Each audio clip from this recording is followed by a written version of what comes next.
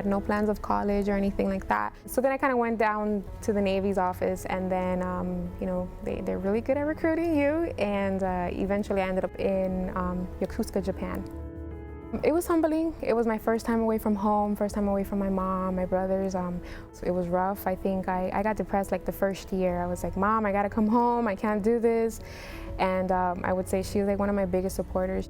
I had recently met my husband now when I was in Florida, so even going there together and not being able to, you know, have a normal relationship like most couples, that was also challenging. So we were both in the service. We were both aviation ordnancemen.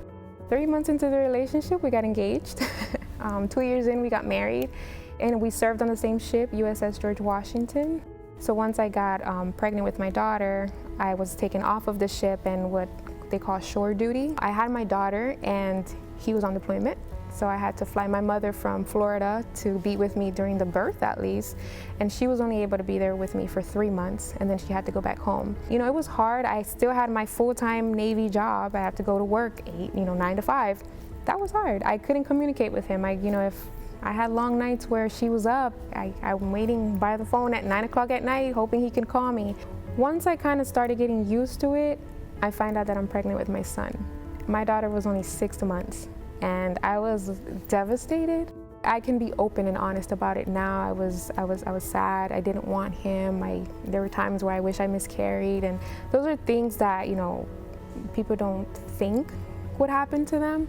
So that was difficult for me to deal with. So then my son was born a year later, and again, he was on deployment. My mother was with me once again, but 3 months later, she had to go. And while she was there,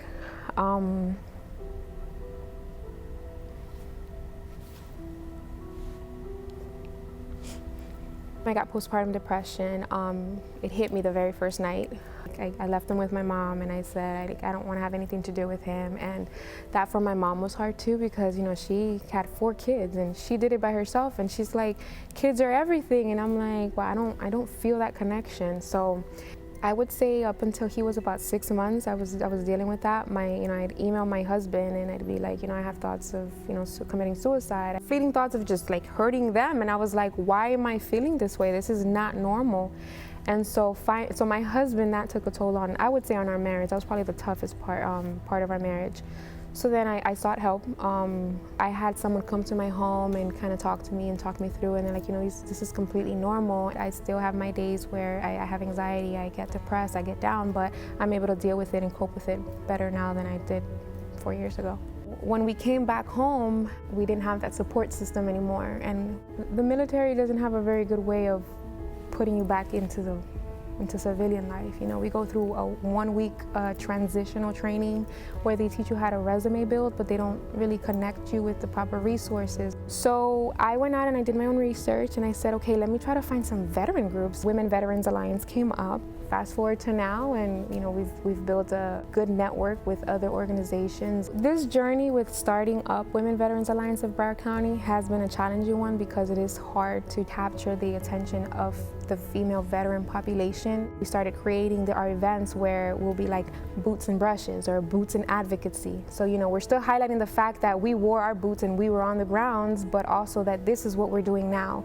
So for example, our boots and brushes, we touched on the topic of the benefits of art therapy for veterans with PTSD, depression, anxiety. We talked about any traumas that we faced. And so to know that we're able to foster that environment and those relationships with these women, and to hear even the feedback from male veterans to say, finally, we have that for women. Essentially, that's what we're here for. We're just trying to give each other that safe space and that sense of familiarity and belonging, and I think we're accomplishing it.